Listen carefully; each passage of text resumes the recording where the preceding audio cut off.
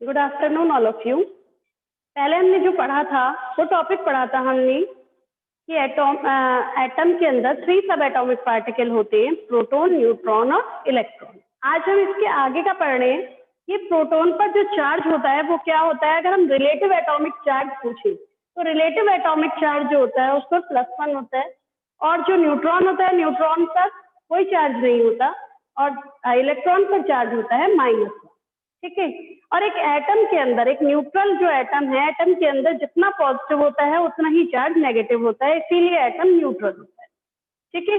यानी positive charge जो होता है वो न्यूक्लियस में होता है, और जितना भी नेगेटिव चार्ज है वो कहाँ होता है, बाहर होता है, आउटसाइड द न्यूक्लियस। अब ये सारी थ्योरी किसने दी? सबसे पहले इसके ऊपर वर्क किया था रदरफोर्ड ने।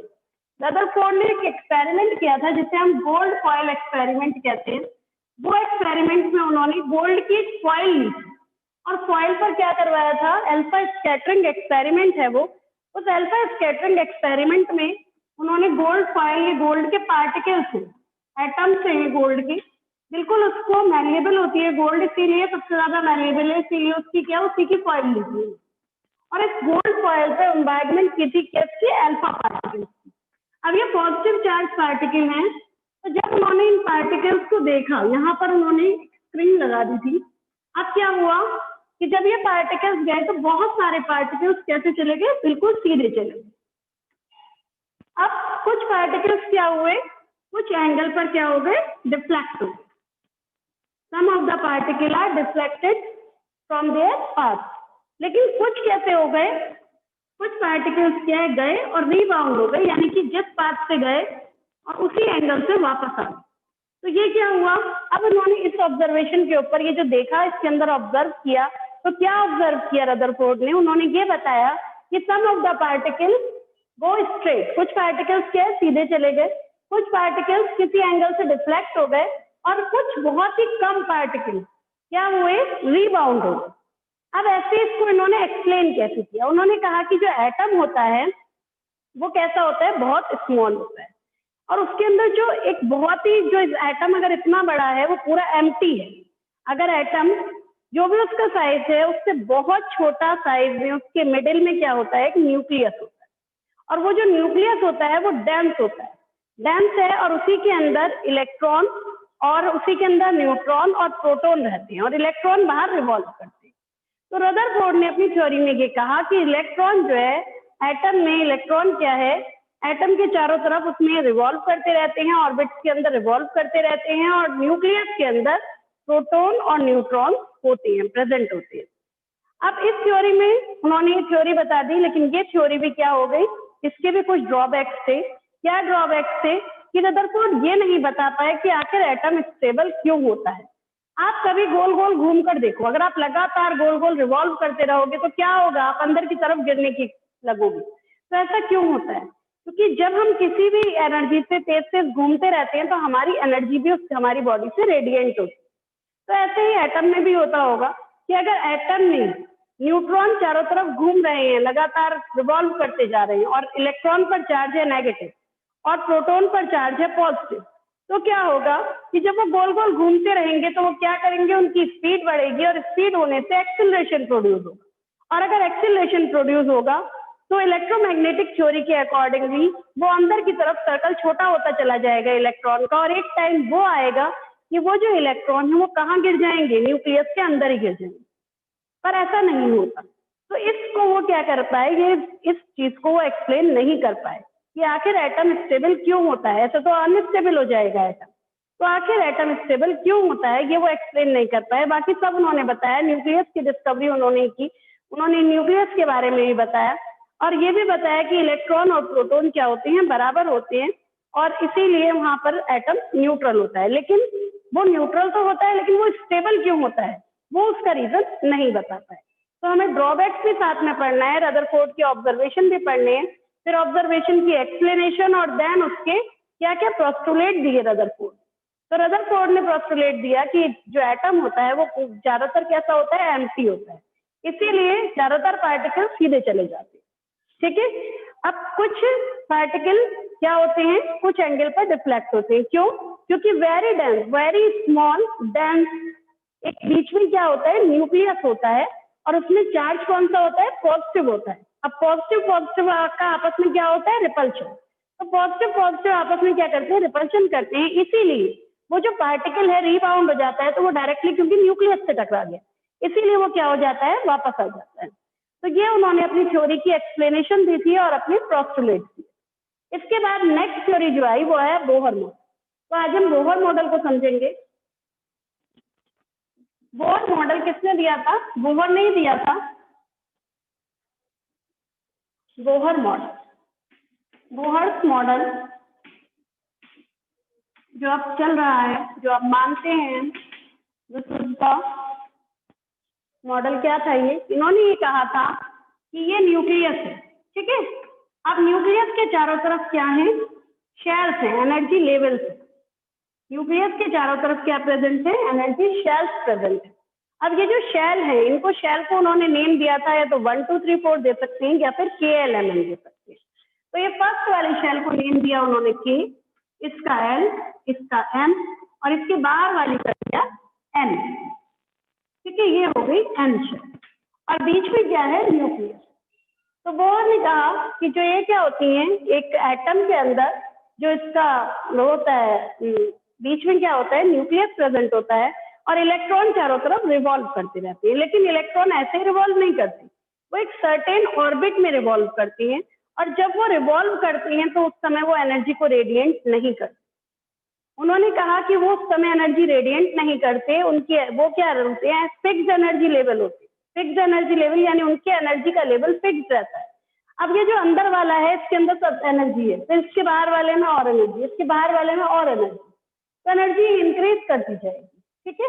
तो अब क्या हुआ कि अगर अंदर से बाहर जाना चाहेगा ये इलेक्ट्रॉन, तो इसको एनर्जी चाहिए। अगर इसको एनर्जी मिलेगी तब ये बाहर जा सकता है, या फिर बाहर का अंदर आना चाहता है तो एनर्जी को क्या करेगा, लूज करेगा। तो जब इसे एनर्जी कहीं से मिल जाती है तभी ये एक शेल को छोड़कर दूसरी शेल में जा सकता है, वरना ये उसी शेल में रिवॉल्व करते रहते हैं। तो बोहर ने सबसे पहले कहा कि ऑर्बिट्स होते हैं, ऑर्बिट्स के क्या होते हैं, वो कैसे होते हैं, जो शेल्स होते हैं उन शेल में क्या होता है, एनर्जी लेवल्स होते हैं, और वो एनर्जी लेवल कैसे होते हैं, फिक्स्ड एनर्जी लेवल होते हैं। इलेक्ट्रॉन वहीं मूव करते रहते हैं, रिवॉल्व करते रहते हैं। जो न्यूक्लियस होता है उसके अंदर प्रोटॉन और न्यूट्रॉन प्रेजेंट होते हैं। जो प्रोटॉन होते हैं उन पर पॉजिटिव चार्ज होता है, इलेक्ट्रॉन्स पर नेगेटिव चार्ज होता है। तो ये बोहर मॉडल है। बोहर ने ये मॉडल दिया और उन्होंने एक्सप्लेन कर दिया कि इसके अंदर 3 पार्टिकल प्रेजेंट होते हैं, इलेक्ट्रॉन, प्रोटॉन एंड न्यूट्रॉन। ये एक सर्कुलर पाथ में मूव करते रहते हैं इलेक्ट्रॉन, और ये उस समय एनर्जी को रेडिएट नहीं करते। फिर इन्होंने कहा कि जो these limit to the number of the electron of each energy level, इसमें एक लिमिट भी है, एक एनर्जी लेवल की लिमिट भी है कि ऐसा नहीं है कि किसी भी एनर्जी लेवल में कितने भी इलेक्ट्रॉन रह सकते हैं। तो जो फर्स्ट एनर्जी लेवल है यानी कि K शेल है, K शेल के अंदर मैक्सिमम नंबर ऑफ इलेक्ट्रॉन कितने रह सकते हैं, 2। और जो L शेल है इसके अंदर मैक्सिमम नंबर ऑफ इलेक्ट्रॉन 8 रह सकते हैं। अब ये कैसे पता चला, इसके लिए एक रूल है बेटा, Bohr and Bury rule. Bohr and Bury rule क्या है, बोहर एंड बेरी रूल,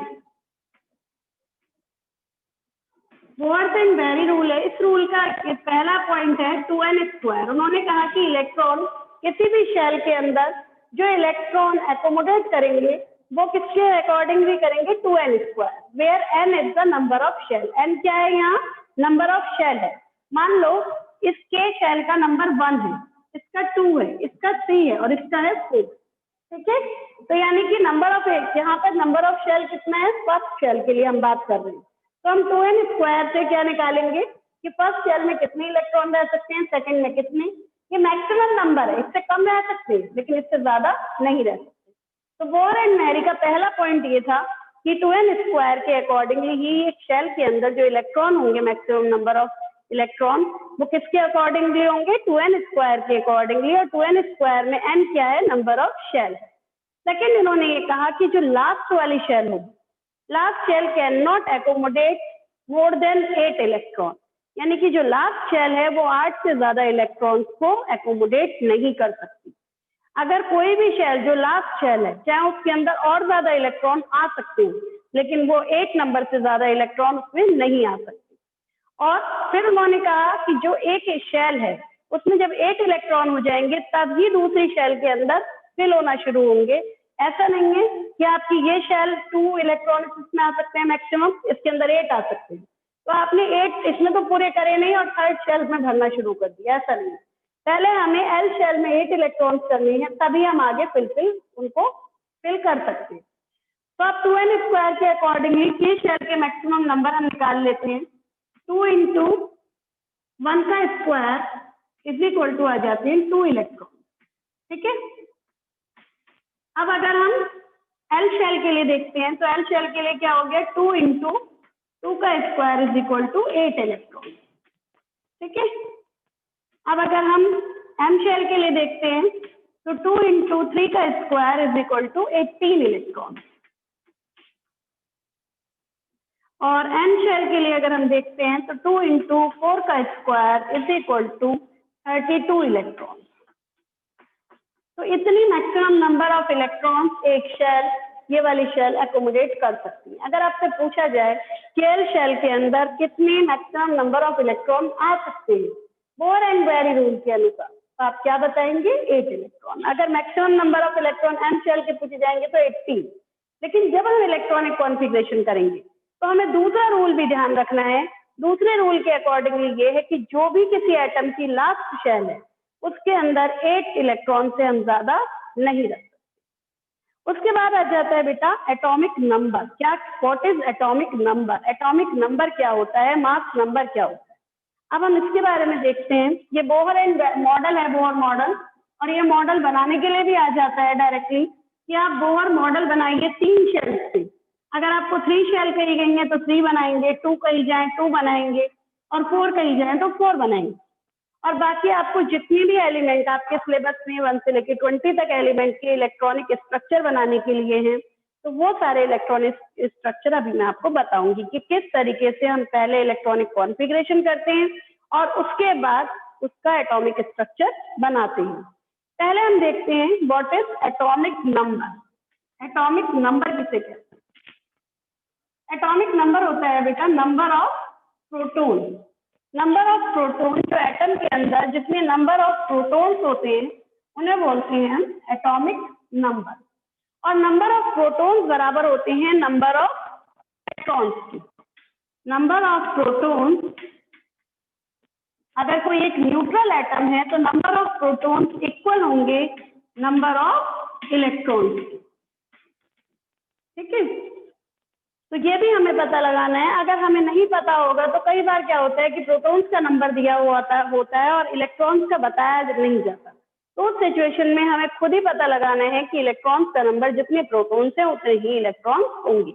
अभी उसके भी क्वेश्चंस करेंगे हम। पहले हम देख लेते हैं कि एटॉमिक नंबर क्या हुआ। It is the number of proton present in an atom. Total number of proton जो है वो क्या कहलाएंगे, एटॉमिक नंबर। अब मास नंबर क्या होता है? मास नंबर होता है sum of protons and neutrons. Protons और न्यूट्रॉन का सम क्या कहलाता है, मास नंबर। और ये कहाँ प्रेजेंट होती है? न्यूक्लियस के अंदर प्रेजेंट होती है। और इन्हें न्यूक्लियॉन्स भी कहते हैं। न्यूक्लियॉन्स क्यों कहते हैं? क्योंकि ये न्यूक्लियस के अंदर प्रेजेंट होते हैं, इसलिए इन्हें न्यूक्लियॉन्स भी बोलते हैं। तो अगर आपसे पूछा जाए कि how many nucleons in chlorine, तो आप कितने बताएंगे? 35.5। अगर आपसे पूछा जाए कि how many nucleons in organ, तो जो उसका मास नंबर है वही आपको बताना है 40, ठीक है। तो इस तरीके से आप nucleons, number of proton plus number of neutrons होते हैं। फिर आ जाता है आपका कि मास नंबर। अगर हमें 2 चीजें दी हुई हो, एटॉमिक नंबर और मास नंबर दिया हुआ है, और इनका आपस में रिलेशन क्या है, ठीक है। तो आपस में रिलेशन क्या है? मास नंबर को डिनोट करते हैं हम ए से और एटॉमिक नंबर को डिनोट करते हैं जेड से। बहुत बच्चे कंफ्यूज हो जाते हैं एटॉमिक नंबर और मास नंबर में, कि वो ये सोचते हैं कि एटॉमिक ए से शुरू है तो ए से डिनोट करते होंगे। नहीं, एटॉमिक नंबर को डिनोट करते हैं जेड से और मास नंबर को डिनोट करते हैं ए से। तो अब ए इज इक्वल टू क्या होता है? Mass number is equal to क्या हो गया? Z plus number of neutron, Z plus N. तो ये हमारा फॉर्मूला हो गया, A is equal to Z plus N. अब आपको इनमें से 2 चीजें अगर दी हुई हो तो आप न्यूट्रॉन इजीली निकाल सकते हैं। अब इसमें लिखने का क्या तरीका है, अगर हमें कोई एटम दिया गया है, मान लो आपको ऑर्गन ही दिया गया है, ऑर्गन का एटॉमिक नंबर भी लिखना है, आपको मास नंबर भी लिखना है, ठीक है। तो हम कैसे लिखेंगे, ये ऑर्गन है, ऑर्गन का एटॉमिक मास होता है 40, ये ऊपर लिखते हैं, और एटॉमिक नंबर होता है 18। तो 18 को हम कहाँ लिखेंगे, नीचे, इसको सुपर स्क्रिप्ट, इसको सब स्क्रिप्ट, यानी इसको नीचे की तरफ और इसको ऊपर की तरफ। यानी कि हम अगर डिनोट करें तो हम ऐसे डिनोट करेंगे, A R is equal to, ऊपर हम लिखेंगे ए और नीचे लिखेंगे जेड। तो ये ध्यान रखना है आपको कि हमेशा मास नंबर ऊपर लिखा जाता है और एटॉमिक नंबर नीचे लिखा जाता है। और न्यूट्रॉन्स कैसे निकालेंगे, इसके नंबर ऑफ न्यूट्रॉन निकालने का तरीका क्या है, इज इक्वल टू हो जाएगा आपका ए माइनस जेड। तो 40 माइनस 18 इज इक्वल टू आ गया आपका 20। तो 20 न्यूट्रॉन इसके अंदर प्रेजेंट। तो कैसे, इस तरीके से हम, अगर आपको हमें मास नंबर दिया गया हो, एटॉमिक नंबर दिया गया हो, तो हम नंबर ऑफ प्रोटॉन बता सकते हैं, इलेक्ट्रॉन बता सकते हैं और न्यूट्रॉन भी बता सकते हैं। तो अगर हमें ऑर्गन के लिए पूछा जाए कि कितने नंबर ऑफ प्रोटॉन्स होंगे, तो नंबर ऑफ प्रोटॉन बराबर होते हैं एटॉमिक नंबर के। एटॉमिक नंबर है उसका 18, तो नंबर ऑफ प्रोटॉन हो गए 18। अब प्रोटॉन के बराबर क्या होती है, इलेक्ट्रॉन, तो इलेक्ट्रॉन भी हो गए 18। और मास नंबर किसके बराबर होता है, मास नंबर होता है न्यूट्रॉन प्लस प्रोटॉन, तो वो हो गया हमारा 40। अब हमने क्या किया, 40 में से 18 को माइनस किया तो 20 हमारे आ गए न्यूट्रॉन। तो हम कैसे लिखेंगे, नंबर ऑफ इलेक्ट्रॉन हो गए हमारे 18, प्रोटॉन हो गए 18 और न्यूट्रॉन हो गए 20। तो ये हमने किसके निकाले हैं, ऑर्गन। तो इस तरीके से आप किसी भी एटम के अंदर पता लगा सकते हैं और इजीली आप कर सकते हैं। तो आज हमने ये सारी चीजें सीखी।